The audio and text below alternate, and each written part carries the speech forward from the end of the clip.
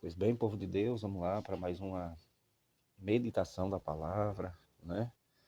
Estou trazendo assim meio que fragmentado alguns assuntos bíblicos, mas se você prestar bastante atenção, né? Você vai conseguir ter um subsídio bom para entender as Sagradas Escrituras. Então, hoje eu vou falar sobre as 3 categorias de leis que já falei num vídeo passado. E a princípio o vídeo vai parecer assim um tanto quanto maçante, mas eu vou tentar ser o mais leve e comedido possível aqui, tá bom? As 3 categorias de lei. Por que é importante sabermos disso dentro desse cenário atual em que o mundo vive, né? Modernidade, muita informação. E desculpa aqui o paradoxo, mas as muitas informações podem trazer desinformação com a sensação de que você está aprendendo, né? Eu, ainda parecendo um tanto quanto filosófico ou paradoxal, você pode estar com a sensação de estar aprendendo quando na verdade você está desaprendendo, né? Sendo desinformado. Porque as informações, a depender de onde procede, como procede, de quem procede, elas podem ser um acúmulo de fatos, né?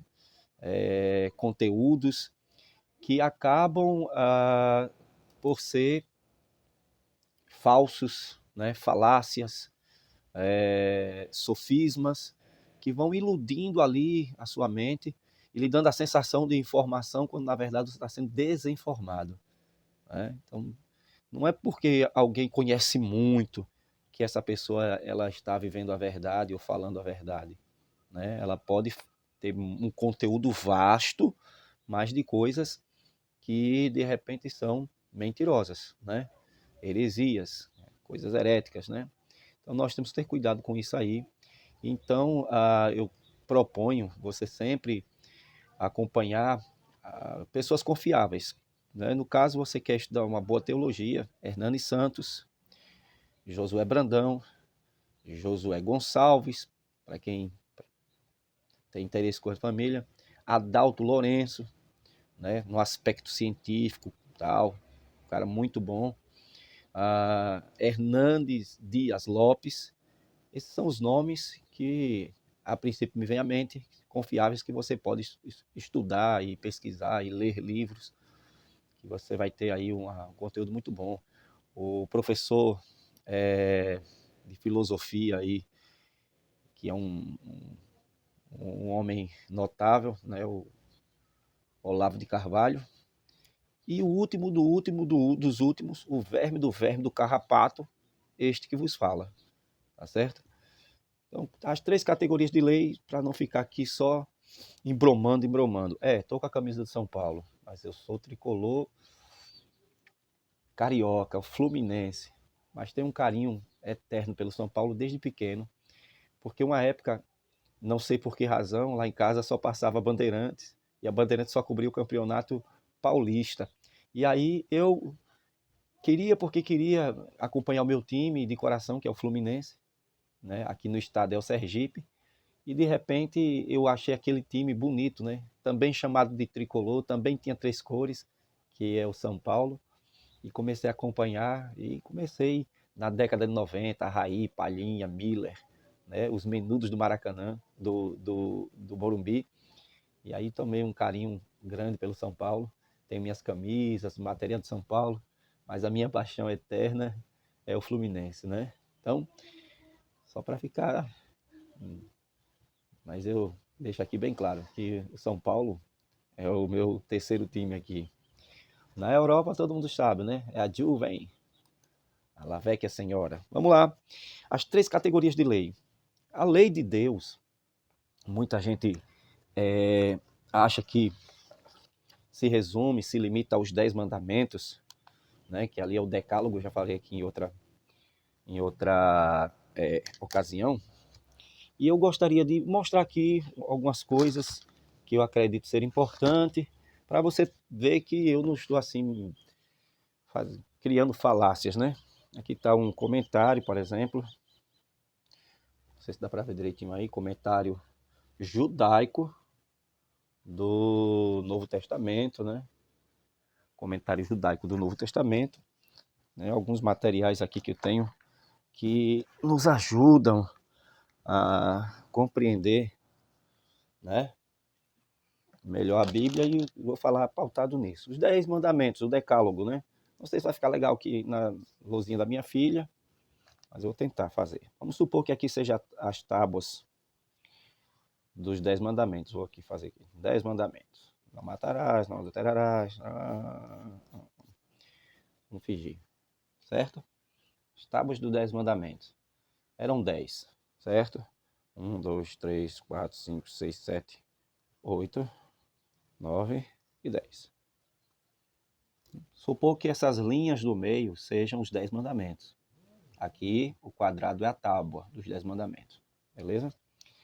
Diz alguns estudiosos judeus que, em forma de aspiral, que são os pontinhos que eu estou fazendo aqui agora, havia aqui, ó, você vai ver que eu fiz uns pontinhos do lado. Tá vendo os pontinhos aqui do lado? Aqui, ó. Tá vendo os pontinhos? Esses pontinhos aqui eram escritos menores nas tábuas dos 10 mandamentos, que, segundo esses estudiosos, isso aqui é uma teoria judaica, né, eram os demais mandamentos. Na verdade, que eram 603 mandamentos. Com os 10 do meio, né, o decálogo, ao todo era 613 mandamentos. Vai sair um pouco torto aí para quem está vendo o vídeo. Então, 613 mandamentos ao todo. Esses 613 mandamentos, eles se dividiam em 3 categorias, né? Em 3 categorias. A primeira categoria, né, é a lei moral, que é chamada dos 10 mandamentos, ou decálogo. Decálogo por conta dos 10, decálogo, né? Com o propósito de mostrar ao homem o pecado deles e a necessidade que eles tinham de buscar a salvação por meio dos mandamentos. Veja como é importante a gente estudar teologia, né? Lembra que Jesus foi indagado pelo jovem rico, que seguiu Jesus lá em Marcos capítulo 10, e aí ele pergunta para Jesus: Senhor, o que farei para herdar a vida eterna? O que é que eu posso fazer para herdar a vida eterna? Jesus vai lhe responder: observai os mandamentos. E aí surge então a curiosidade por parte de alguns da seguinte forma: peraí, se Jesus mandou ele observar os 10 mandamentos, então significa dizer que a salvação vem pelos 10 mandamentos, né? E Jesus não estava vivendo na época da graça, não é Jesus que salva, e por que agora os 10 mandamentos Jesus manda observar como meio de salvação? Então, os 10 mandamentos que foram dados por Deus a Moisés eram meio, sim, de salvação no Velho Testamento. O fato de Jesus ser narrado pelos 4 evangelistas do Novo Testamento, né, que aparece no Novo Testamento, como foi assim sistematicamente dividida a Bíblia, não significa dizer que Jesus ali estava ainda vivendo a nova aliança. A nova aliança, ela só passa a existir com a morte de Jesus. Perceba que quando na Santa Ceia Jesus disse: esse é o meu corpo que é dado por vós, né, a nova aliança no meu sangue. Enquanto o sangue de Jesus não foi derramado, a nova aliança não tinha sido estabelecida. Vou botar aqui o fundo musical, certo? Para não ficar tão monótono. Então, você percebeu isso aí? Não é pelo fato de Mateus, Marcos, Lucas e João estarem narrando a vida de Jesus que significa dizer que ali era a nova aliança. Jesus estava vivendo debaixo ainda da velha aliança. Então não foi errado Jesus ter dito: observe os mandamentos, certo? Porque Deus é Salvador, e ele providenciou os meios de salvação na antiga aliança, e um dos meios, o principal, era os 10 mandamentos ali, né, a lei de Deus, etc, etc. Mas percebemos ainda que Jesus está vivendo aqui ainda na velha aliança, né? E a nova aliança só começa quando ele morre. Vai aparecer um barulhinho aqui. Tal. Quando ele morre e ressuscita, então ele estabelece a nova aliança no sangue dele. Só um instante aqui, apareceu uma propaganda dos INFA. Mais calmaria. Então, percebemos aí a importância de entendermos isso, né? A antiga aliança Deus salvava por meio dos 10 mandamentos. Era uma das formas de salvação. Porque Deus, o Pai, o Espírito Santo e Jesus são o mesmo. E eles são Salvador. Né? Não são salvadores porque são um só. Salvador. Então, providenciou um meio de salvação. E aí Jesus falou isso. E muita gente hoje pega essa expressão de Jesus para dizer o seguinte: então, quem está vivendo debaixo da lei tem salvação. Né? Porque tem alguns grupos religiosos nos dias de hoje que acreditam que guardar sábado, que alguns rituais da lei ainda os salvam, quando na verdade nós estamos vendo hoje uma nova aliança no sangue de Jesus, por conta da morte de Jesus. E hoje o Salvador, o meio de salvação, é a vida de Cristo, a morte e ressurreição dele, né? Os ensinamentos de Jesus. Quero deixar isso bem claro. Então, os 10 mandamentos veio com esse propósito. Agora, olha o que se representava aqueles 10 mandamentos, o decálogo. Né? Vamos começar aqui com Romanos 3, versículo 19 a 20. Ora, nós sabemos que tudo o que a lei diz aos que estão debaixo da lei, o diz para que toda boca esteja fechada e todo mundo seja considerável diante de Deus. Seja condenável, desculpa aí, diante de Deus, certo? Por isso, nenhuma carne será justificada diante dele pelas obras da lei. Nenhuma carne vai ser justificada diante dele pelas obras da lei, porque pela lei vem o conhecimento do pecado. Ou seja, em resumo, o que Romanos 3, de 19 ao 20 está dizendo é que a lei mostrava o pecado, mas não dava solução a ele. Entendeu? Nenhum homem podia ser justificado totalmente, porque o homem nenhum conseguia guardar aquela lei tão rigorosa, né? Digamos assim. E a lei, na verdade, em Hebreus 10, versículo 1 a 4, a lei ela representava, ela apontava para Cristo Jesus. A lei é chamada de sombra de Cristo, né? Descreve como o pecado era coberto. A vida de acesso a Deus dava por meio de sacrifícios e ofertas na antiga aliança.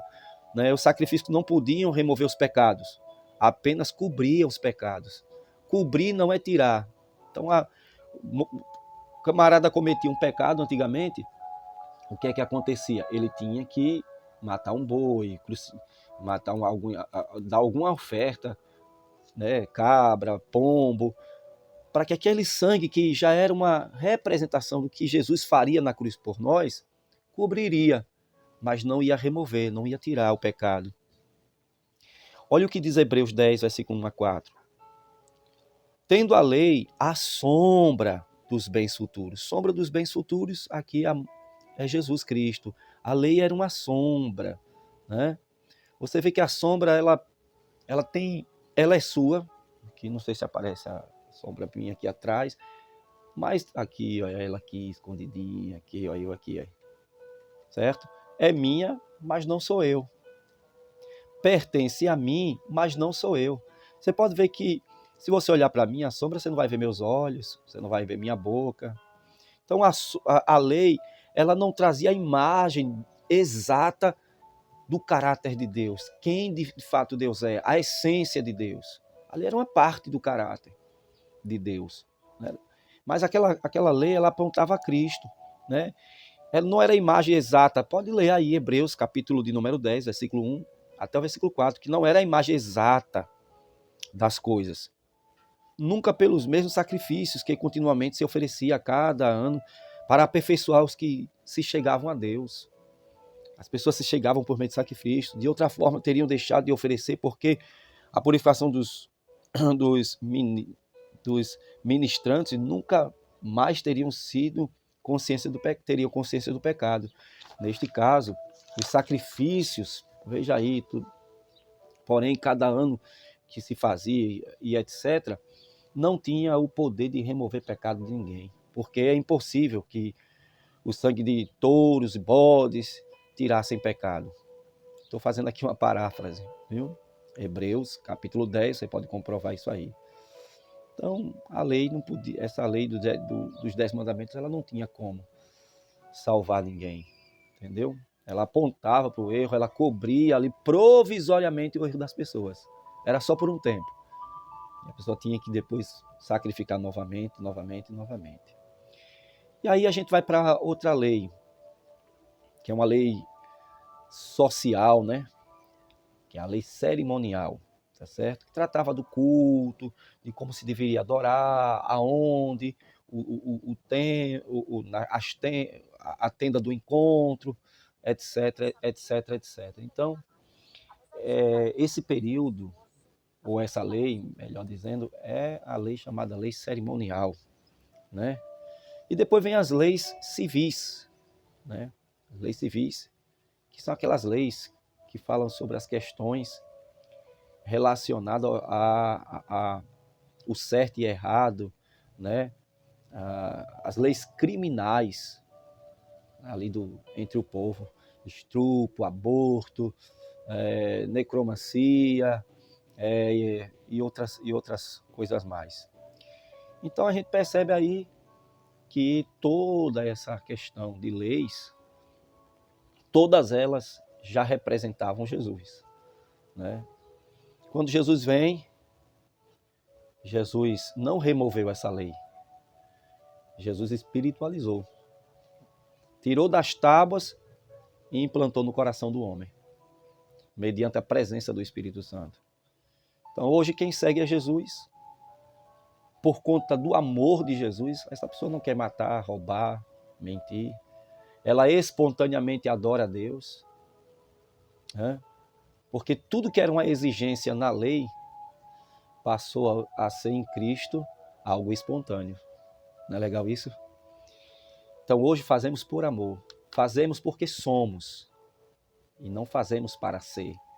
Tem gente que faz, guarda a lei, guarda sábado, isso, aquilo, se veste assim, se veste aquilo, para ser crente, para ser salvo. Pelo contrário, nós fazemos essas coisas porque somos salvos. E não precisamos mais de que haja alguém ali ditando regras, né? Faça isso, faça aquilo. Basta que a palavra de Deus seja exposta diante de nós e o Espírito do Senhor, né, por meio de exortações, por meio de seus servos, pregando, alertando, né, motivando, consolando, nós cheguemos ao conhecimento, à prática da verdade. Olha o que diz aqui em Efésios, capítulo 2, e a gente conclui o vídeo, né? Em nome de Jesus. Efésios 2, olha o que diz, versículo de número 8. Pela graça sois salvos, por meio da fé. Isto não vem de vós. Isto o quê? A graça. É um dom de Deus. Não vem das obras. Está vendo aí que as obras agora lá, como está escrito em Romanos 3, do 19 a 20, que ninguém é justificado pelas obras. Agora, ele deixa bem claro que essa salvação não vem por obras. Jejum, oração, vestimenta, guarda de lei, guarda de sábado, nada disso. Não vem por essas obras, para que ninguém se glorie. Eu jejum, eu oro, eu sou perseverante. Porque somos feituras sua, criados em Cristo. Que na verdade aqui seria recriados em Cristo, para as boas obras. Você foi criado em Cristo para boas obras. Então você foi gerado de novo e por conta disso por conta de Jesus, você faz boas obras, as quais Deus preparou de antemão para que andássemos nelas. Então você, pelo fato de ser crente, você ama, você jejua, você ora, você não rouba, você não adultera, você não mente. E se caso você cometer algum pecado, logo você se arrepende, porque há um espírito de dentro de você que o constrange. Labassu de Komanagácia. A fazer o que é certo. Ori canta lá e de comenérvia sóbria. E a minha oração, que aqui é manhã, mas a minha oração por você é que você seja agora guiado pelo Espírito de Deus. Ori kala shomenehai. Aleluia. Que o Espírito de Deus guie você. Que a lei de Deus, mediante ao Espírito Santo, que foi implantado dentro do seu coração, seja o tutor. Toda decisão que você for tomar na vida, ore. E de repente, se você se deparou com um fracasso, com o seu erro, por conta da sua carne, da sua fragilidade humana, saiba que Deus é Pai. Saiba que agora não existe lei que diz atire a primeira pedra. Não. Agora você pode se reerguer e tentar de novo. Alavanto e calashomenehai. Amém? Você tem Pai. Você tem um Deus amoroso a ponto de ter enviado o seu único filho, Jesus, para te salvar. Lembre, a verdade e a vida e o caminho que leva o homem a Deus é só Jesus. Nenhum santo, nenhuma religião, nenhum pastor, nenhum padre pode levar você até a Deus. Eles podem até falar em alguma coisa a respeito dele para iluminar a sua mente, dar diretrizes mediante a palavra. Mas o único que pode levar você a Deus e o único que é a verdade é Jesus. Deus deixou a palavra. Deus enviou o Espírito Santo. O homem criou a religião para confundir. Oricante o revenécia. Deus te abençoe. Deus te abençoe. Labaracoma subinai. Deus te honre nessa terra. Os mandamentos de Deus, diz aqui em 1 de João, que eles não são pesados, porque agora eles estão dentro de nós. Há uma força maior dentro de nós, o Espírito de Deus, que nos guia em toda verdade e justiça. Deus te abençoe. Compartilhe esse vídeo com alguém, com algum jovem. Não ouça e despreze. Compartilhe. Quero agradecer a minha irmã Joyce, que fez isso lá no Facebook. Espero que vocês sigam também o mesmo exemplo dela. Quero um engajamento. Não queremos fama, porque não tem como. É um canal simples. Mas queremos alcançar alguém que de repente está confusa. O teor aqui do vídeo não é a lei. O teor agora é o Espírito Santo, que trouxe essa lei, tirou ela das pedras e trouxe para dentro de nós. Seja feliz, leve, andai cala chubi nehai, na presença de Deus. Glória ao nome de Jesus.